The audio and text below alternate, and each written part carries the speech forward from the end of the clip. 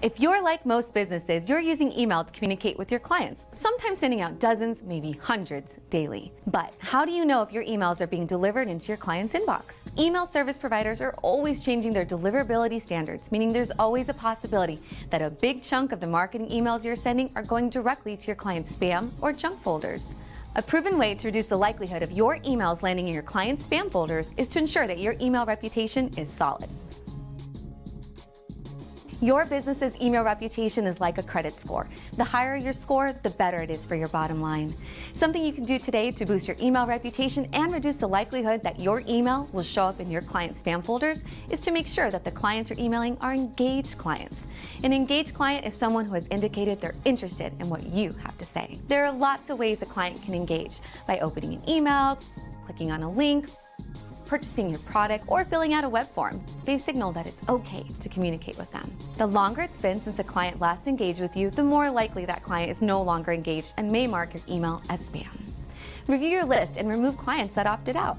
If you continue to market people who don't want to hear from you, your email reputation will suffer, which will impact your ability to reach those clients that do want to hear from you. The content you're sending is one of the most important factors in maintaining a high email deliverability score and determining if your emails make it in your inbox or land in a spam folder. There are 5 things to keep in mind when writing an email. First, do not send emails from a public domain like gmail.com, msn.com, yahoo.com, and others. Use your business domain in the from address. Next, match the subject line with the body copy in the email. If the subject line makes a promising offer and it's nowhere in the email, you lose that client's trust and you might get dinged by your email service provider. You don't want to get dinged. They both need to match. Third, use your company branding in the email. It can be jarring when people see an email that doesn't follow your company style. It's also something email service providers will ding you for. Fourth, follow the 80-20 rule. 80% text, 20% image. Avoid creating emails that have 3 lines of text and a giant image. Lastly, make the unsubscribe link easy to find. An important factor in determining whether an email that you send to a client goes to their inbox or to the spam folder is the reputation of your business domain. Your domain reputation is one way email service providers decide whether or not they will deliver your email message to your subscribers. It's a good idea to check your domain regularly to make sure your domain is in good standing with lookup tools. There are many tools that you can use to check your domain. MX Lookup is a good place to start. If you find you're blacklisted, you'll want to get more information about what you can do to become delisted or taken off a blacklist. Like we said before, your business's email reputation is like a credit score. To keep your score high, it's essential you respect the wishes of those who receive your emails. If you don't, recipients may mark your message as spam. To see your complaints, contact your email service provider. Additionally, when someone unsubscribes, it's a great idea to use a survey asking why. Taken in total, these comments are a great indicator of where you can improve your email practices. Are they saying that they never signed up for your mail or that they already unsubscribed from your list? It might be an indication that you need to review your lists. Are they saying that you send too much or too often? It might be time to look at the content of your emails and how frequently you send them. Make sure that you periodically review your complaints and adjust your email practices accordingly. Visit our blog for more ways to protect your email reputation.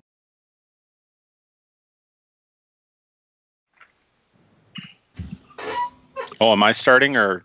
Yes. Okay. I get warmed up.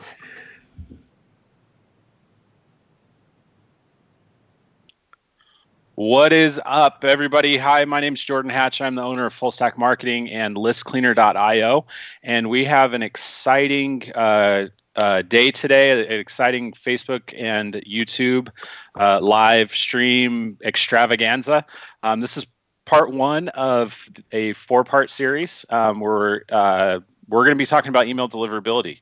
The title of today is "Forget Everything You Know About Email Deliverability," and some of you might be saying, "Done. I don't know anything about it," right? And so that's the whole point of the next 4 days of these Facebook Lives, is to kind of open your eyes to this world of email deliverability and what it takes to get your emails delivered.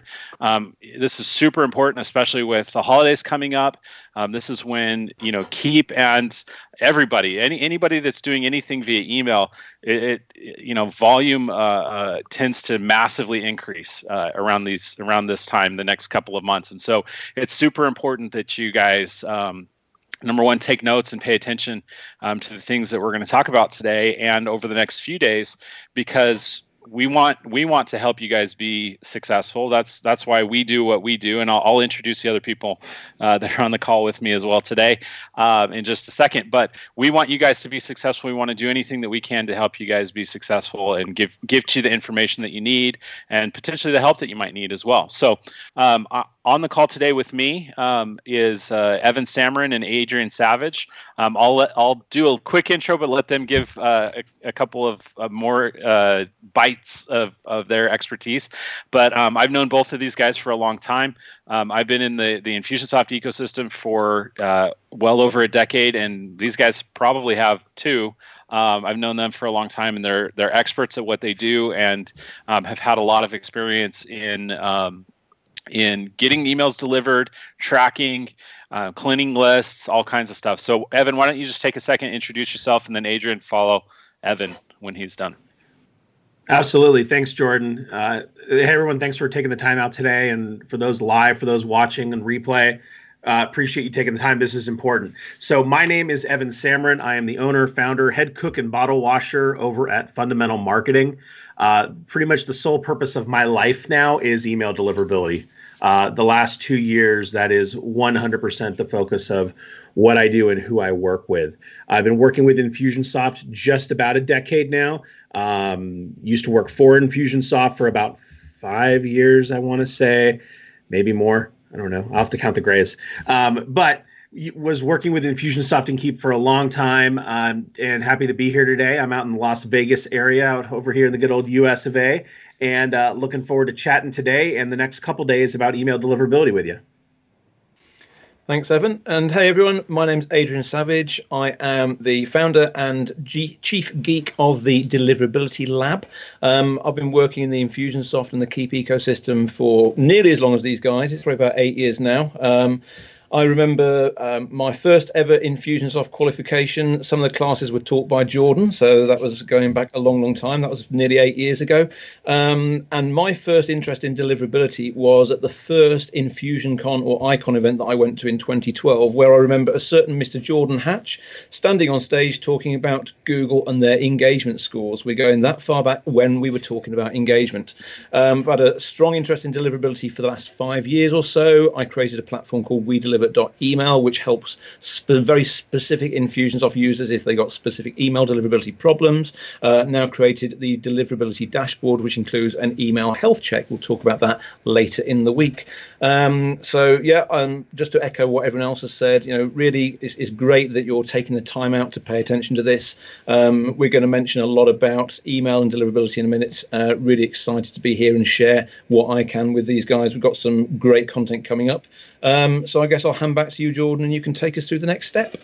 Yeah, so let me I realized I didn't totally introduce myself. So for those of you that are on the call, well, again, welcome. We're glad that you're here. My name is Jordan Hatch. Like I said before, I'm the owner of Full Stack Marketing and listcleaner.io. Full Stack Marketing is one of Infusionsoft's top partners. We're the largest group of certified partners in the world. One of the top resellers of Infusionsoft, and we have over 100 partners in my group that are selling and servicing Infusionsoft customers. I started at Infusionsoft. I was actually employee number 10, was there for about a decade, and then about 2 years ago left and acquired Full Stack Marketing, and have one of the very first things that I did was I created listcleaner.io because I saw a huge issue with people having lists that just weren't clean, that they were getting spam submissions, or people are putting in mickey@mouse.com for their email address and things like that. And so I created List Cleaner to help Infusionsoft customers make sure that their list is pristine, so that they can increase their deliverability, get better engagement rates, and things like that. So, in the last year and a half since we launched that, we're at over 200 people using it on a daily basis to check every single contact that comes into their list. So, I'm super passionate about email deliverability and effectiveness with emails and things like that. I don't know if you guys know this, Adrian and Evan, but I actually got fired from Infusionsoft because of spam complaints. It's a whole long story. It happened a long time ago. Maybe we'll talk about that on a different call. Maybe we'll talk about that tomorrow on my call. But anyway, so before we get into the content today, let's talk about the way that the next few days are going to pan out, right? So today is going to be an overview of the next 3 days. We're each going to take a few minutes to talk about our specific areas. And then so tomorrow, I'm going to talk about building a list and cleaning your list and things like that. And then on that would be Wednesday. Evan's going to talk on Thursday about what? Three pillars of deliverability. Put you on the spot there. There you go. And then on Friday, Adrian is going to talk about why engagement equals email health. There we go. So we're going to each part of this series is going to cover one aspect of the three things that really what we're saying are the myths of email deliverability. So I'm going to take a few minutes and talk about kind of how it's been in the past, and then then Evan's going to take over and talk about some of the what the three pillars are. I'm not going to go into a ton of detail because that's going to be reserved for his call, and then Adrian's going to talk about tracking and metrics and all of that. So, all right, so let's talk about myth number one: building a big list is all that matters. So we've been around for a long time. I've been in the ecosystem, like I said, for well over a decade. I've seen people with massive lists. I've seen people with tiny lists, and I've seen people being really successful with big lists, and I've seen people being absolutely not successful with massive lists. For a long time, over the last decade, the mantra was build a big list, build a big list, build a big list. Doesn't matter how you do it. Just get people on your list. Email the crap out of them until they buy. I often refer to it as the spray and pray method of email marketing, right? You build a big, 100,000, 200, 300,000 person list, and then you just play the numbers, right? You send them an email, and you know that if 3 people click, 3% of your list clicks on 300,000, that's a pretty decent chunk of people. It's 9,000 people clicking on your link to go to a landing page, and if 2% of those convert, 2% of 9,000 is 180 conversions at $1,000 a pop. There's 180 grand that from one email, right? That's been the thing. Well, the problem is that things have changed, right? Evan and I were talking about this yesterday.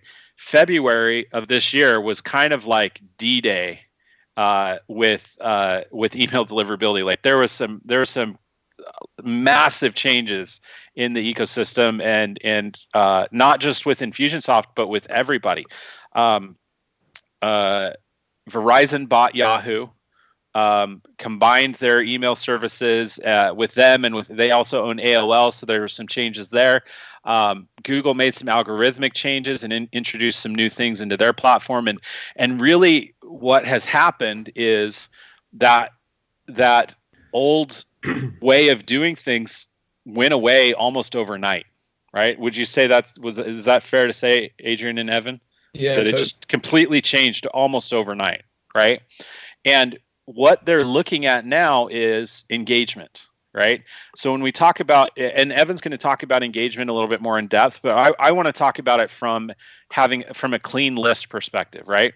Engagement is, are people opening, forwarding, clicking, printing, like any of those things that Gmail, Yahoo, AOL, Verizon, Cox, like all of the different email providers, they can track those things. Like they have they have a captive audience, right? When somebody logs into Gmail, you better believe that Google knows exactly what they're doing with every single email that comes in. Are they opening it? Are they clicking on links? Are they forwarding to friends? Are they replying? Are they doing anything? Right now, unfortunately, Gmail doesn't necessarily provide all of that information back. They use that for their purposes, right? And so what happens is they look at it and they say, hey, Jordan is sending us all these emails. Nobody's doing anything with them. So I'm not even going to bother putting those in the inbox for our clients, right? For Gmail's clients, right? Gmail doesn't care who you are, if they have double opt-in, if they spent $50,000 with you, Gmail couldn't care less. What Gmail cares about is are they engaging, right? So here's the problem, right? Let's say that you have a list that is full of inactives, people that aren't engaged. They're not opening and clicking. Let's say that you have a list full of spam contacts, right? That you're not cleaning, and you still send to them, right? Those are emails that are highly likely to go unopened, unclicked, unforwarded, unengaged, right? And the more of those that you're doing that, the worse it is for your deliverability. You have a reputation for your domain, and if you keep sending to these bad contacts, right, your domain reputation suffers, and your ability to get to the inbox for the clients that are paying you $50,000 is drastically diminished, right? And so I ran some numbers before we jumped on the call today. List Cleaner has scanned over 5 million contacts in the last year and a half since it's actually probably a little bit more because I changed some of the ways that things are being tracked. Anyway, my point is that out of the 5 million contacts that we've scanned, and actually let's play a quick game. Evan and Adrian, you guys don't know the answer, right? I want you to guess how many bad contacts, like what percentage of those 5.1 million emails would you say are obviously bad spam contacts? And this is from over 200 users, 5.1 million emails. Like what would you guess? 22%. 22%? Adrian, guess? 15%. 15? Both a little high. It was actually 8.5%. Wow. Right? Which, doesn't seem like a lot, but like that's a pretty good chunk of your list, right? If 10% of your list is obviously bad contacts, right? That 10% is dragging down your engagement, right? And it's dragging down your reputation, and your ability to get to the inbox for the other 90% is drastically diminished. And it's worse. It's not like a 1-for-1 thing, right? It's those 10% are really killing what's going on with everything else. Jordan, what a lot of people don't realize with these bot submissions is these bots are sometimes submitting real email addresses that belong to other people. So what happens is you start getting loaded up with these new email addresses that get followed up with spam complaints. And the worst thing the worst impact on your domain reputation is spam complaints. So there's lots of reasons to protect the bots. Sorry to jump in there, Jordan. Yeah, a lot of people don't realize that those bots are actually bots putting in other people's emails. They're correct. Malicious. And that's a great point. Is that not only are they not opening and not clicking and not engaging, they're marking as spam, which is like a million times worse, right? So making sure that your list, that the things that you're doing to build your list, like it's fine to have 300,000 people on your list, like that's great, fantastic, but it's not a quantity over quality game anymore. It's quality over quantity. I can do better with a clean list that's 30,000 people than a dirty list at 300,000 people. Totally. Right? So on my call tomorrow, I'm going to talk about some tactics and tricks and things like that you can do to, number one, reduce spam complaints, reduce bot submissions, and also keep your list clean. So stay tuned for that. So the next thing we're going to talk about is Evan is going to talk about myth number 2, which is that getting into the inbox is Keap's job. So Evan, why don't you take over? Yeah. So there's this thought that a lot of people have that, hey, all I have to do is sign up for Keap or Infusionsoft, load my list, and everything else is on Keap. All I have to do is write my content.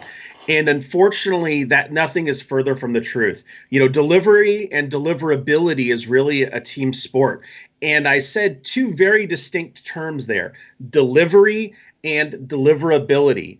And those terms are very widely misused. So I want to talk about those a little bit in kind of precursor for Thursday. So what's delivery? So delivery is basically, did the email send and make it to the mailbox? So that's delivery. And delivery is Infusionsoft and Keap's responsibility. Delivery, for the most part, is on them. Deliverability is where in that mailbox did that email land? So is it the inbox? Is it a promotions tab? Is it a secondary folder? Is it the spam folder? Deliverability, the majority, I'd say 80 to 90% of deliverability is on you as the consumer, the business owner, the user of Infusionsoft. So two key different words: delivery and deliverability. What makes things hard is delivery is impacted by users' behaviors. So if people are mailing spam traps, if people are sending spam messages, if you're sending invalid emails, if you're mailing to 300,000, of which 280,000 haven't opened an email for a year, that hurts the IP addresses, which impacts delivery. So it's a very much like a symbiotic relationship where one is reliant on each other and we both have to work together. But delivery is on Keap and Infusionsoft. Deliverability, for the most part, is on us. So we got to know what to look for. And another thing is to understand, why is deliverability gotten so hard? Like, why is it such a challenge? And to understand that, you got to understand the sheer volume of spam that's out there. So when you look at, there's a company out there called Talos Intelligence, which is owned by Cisco, and they look at the average amount of emails sent in a month. And this was from March. I don't have August. I don't have the most recent numbers handy, but in March of this last year, the average daily legitimate email was estimated at 50.97 billion emails. The average daily spam volume was 295.67 billion. 85.18% of all emails sent was considered to be spam. So when you're wondering why it's so hard to reach the inbox, you've just got to understand the sheer volume of nonsense that people are attempting to get into your inbox. And when you look at what's the job of Google and Yahoo and AOL, it's to provide a quality inbox experience for their customers. And a quality inbox experience is not an inbox full of spam. So that's why they've got all the machine learning out there, all the spam algorithms that are there to keep the garbage out. But unfortunately, a lot of times there's guilt by association and some friendly fire, and emails that probably should get in, that people wanted, get pulled back. And I want to talk a little bit about the why. And one of the big things that you got to realize, knowing that deliverability is on us, is that, we all have a definition of what we think is a spammer. So when we think of a spammer, Adrian, Jordan, correct me if I'm wrong, we think, maybe the Nigerian prince who wants to send us $5 million, only if we can send him $1,000 and the information for our bank account for a wire transfer. We think of the unsolicited Viagra, the unsolicited Cialis ads that we get. We think of the solar unsolicited emails, all these unsolicited emails that we get. And that's what we think is our spammers. Well, unfortunately, the mailbox provider's definition of a spammer is different than yours and my definition of what a spammer is. They're looking at things like, if you're emailing people over and over again for 6 months and they're not opening or engaging in your email, you are a spammer. If people if you're sending email with shortened links like bit.ly links in it, you're a spammer, because that's behavior that's associated with spammers. Spammers love to use hidden redirect links to hide the website where they're taking you. That's spam behavior. So there's a lot of guilt by association. When you look at having way too many links inside of an email, if you've got 10, 12, 14 links in an email, that is very somewhat considered spam behavior. So you get this guilt by association and things get moved to appropriate folders. So the big things to take away from today is that deliverability is a team sport. Delivery is on Infusionsoft and Keap. Deliverability is on you. Their definition of a spammer is different than ours. And on Thursday, we're going to talk about the 3 keys to deliverability, which are authentication, reputation, and content. We're going to talk about what you need to look out for, why it's important, and what are the things that you can put in place to help deal with those today. So in hopefully less than 5 minutes, that's a little bit of an overview. And we're going to turn this over to the man, the myth, the legend, Mr. Adrian Savage, for myth number 3. Thank you, Evan. And just before we just wrap up on that, I was going to mention that, just to reinforce the fact that it's not all on Keap to manage the deliverability. I've been doing a lot of analysis of a lot of people's open rates and what they're sending, stuff like that. And if it was all down to Keap, I would be seeing the same trend everywhere. Whereas I can be very clear right now that some clients, their email performance is improving when others are getting worse. So it's not, if it was all down to Keap, I'd be seeing the same trends everywhere. And I'm not doing that. I'm sure you guys aren't either. So just to kind of reinforce, because occasionally you see posts on Facebook saying, hey, Keap have got an issue with deliverability, stuff like that. I think it's just fair to say that it is always on both parties. Got to be very clear about that. But to move on to myth number 3, and I'll try and do this very quickly because we're getting a bit short of time today, is I can send whatever I want whenever I want. And that's always been kind of, one of the oldest myths in the book. But these days, the world has really changed. And there's this magic word. The magic word is engagement. Jordan's mentioned it. Evan's mentioned it. And I had a great example of that today. I've got the Gmail app on my iPhone. And I opened it up this morning. And at the very top, above my emails, a little box appeared saying, hey, you haven't opened any emails from blah, blah, blah for the last month. Do you want to unsubscribe? And they gave me an unsubscribe link right there. So that's just that's proof, if you didn't have it already, that Google are very, very focused on email engagement. And bearing in mind that for most lists, then Google is going to be about half or more of your list. You've got to play by their rules. So, you can't just send what you want when you want anymore. Firstly, you've got to stick to the commitment that you made when someone signed up for your mailing list. If you say you're going to mail them weekly, mail them weekly. You've got to manage the expectations and stick to them. But then you've got to make sure that you're focusing on the people that really want to actually open and read your stuff. Because if you're sending to thousands of people that aren't opening your emails, you are just hurting your reputation all the time.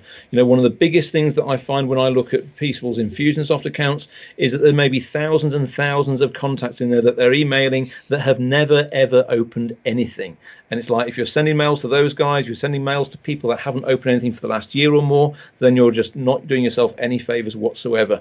And what we'll talk about on Friday is a lot about engagement, how to look for it, how to actually manage your audience better, how to make sure everything's working. Again, we're a bit short on time today, so I won't go into more detail than that.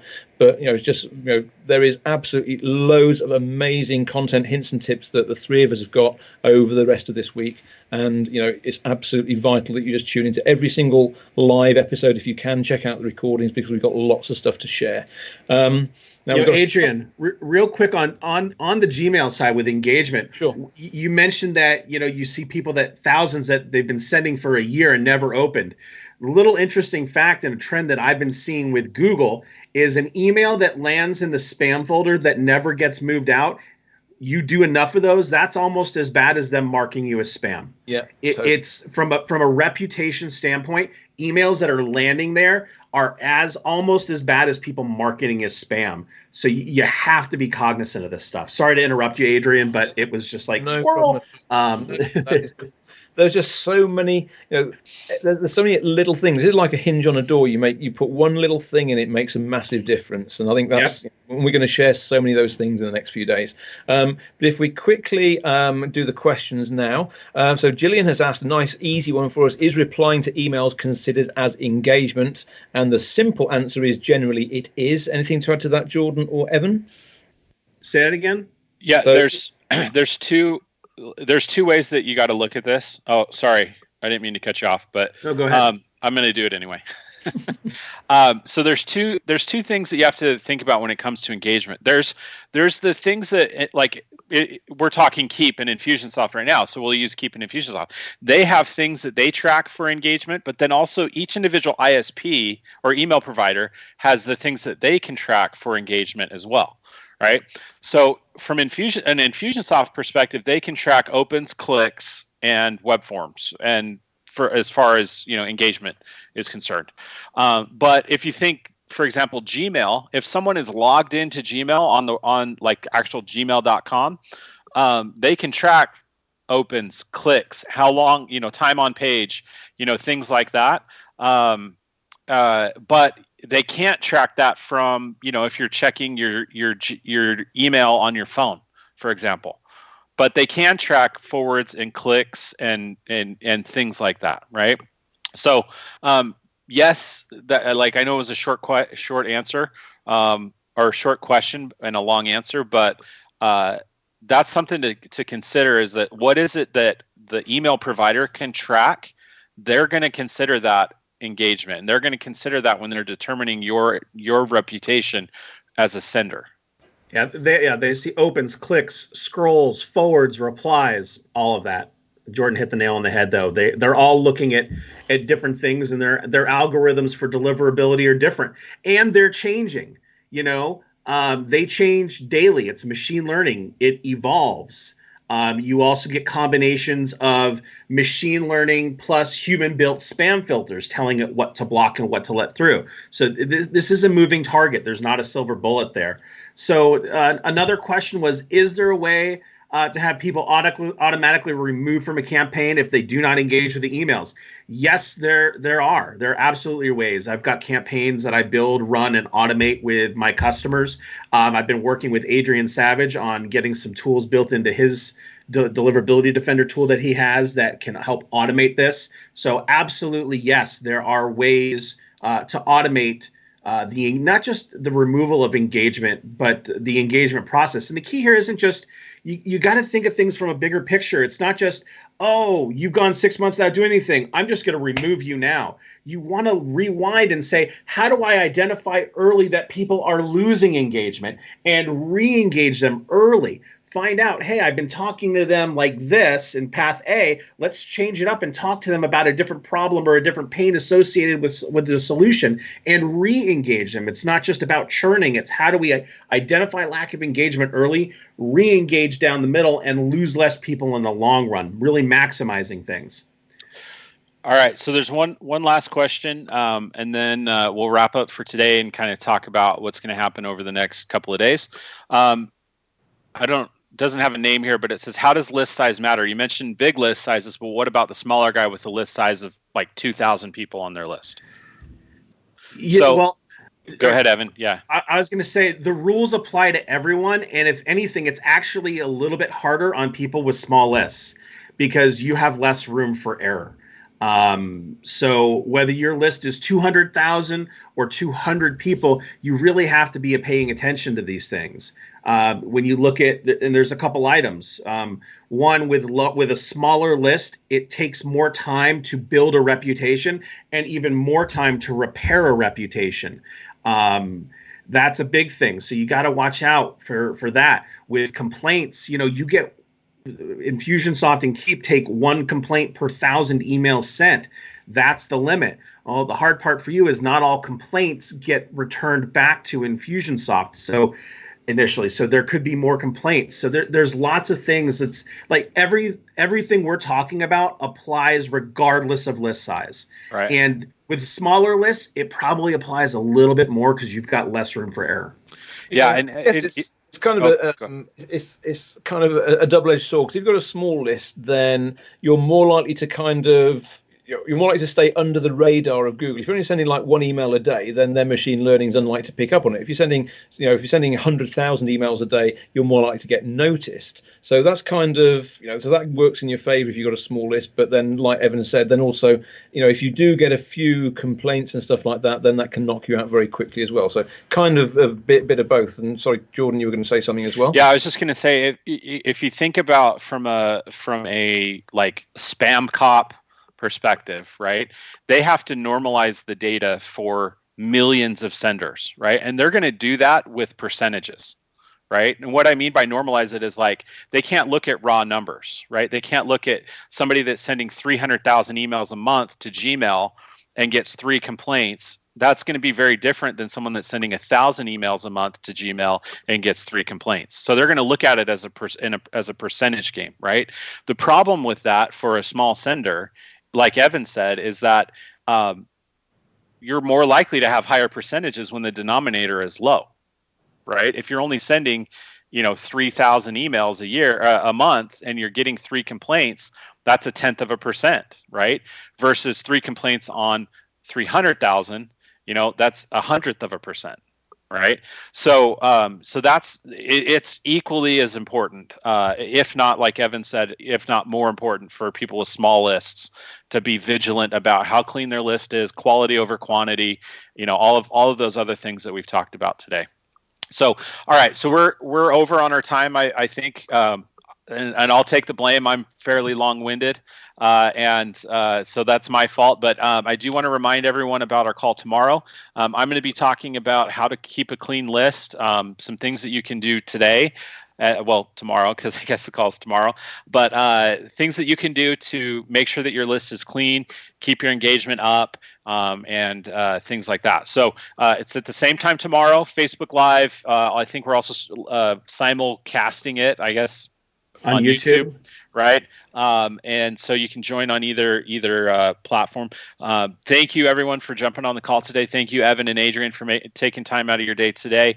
This is a really important thing, and also this is a high-powered, high-dollar consulting type group of people here that you can learn from without having to pay anything. So thank you to Keap for having us come on and share this with you. That shows that Keap cares, shows that Keap wants you guys to be successful and get your emails delivered and get them to the inbox so that you can make more money, spend more time with your family, grow your business, all of those awesome things that we as entrepreneurs are in this game of being entrepreneurs for. So thanks, everybody, for coming on the call today, and I look forward to talking with you tomorrow. Have a good day, guys.